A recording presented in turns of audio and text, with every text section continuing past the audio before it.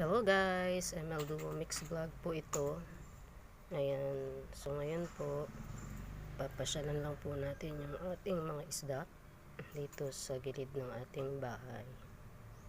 Ayan, ganyan na po sila kalalaki ngayon guys. Ayan, mga maliliksi. Ayan, medyo nagbawas po ng tubig para palitan yung 50%.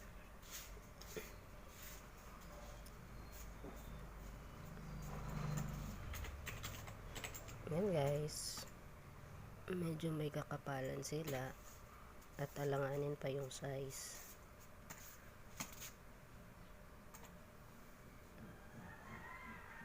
Yung pong nakikita nyong nakatambak na bato dun sa may bandang dulo, ayan, yun po ay tirahan ng mga good bacteria.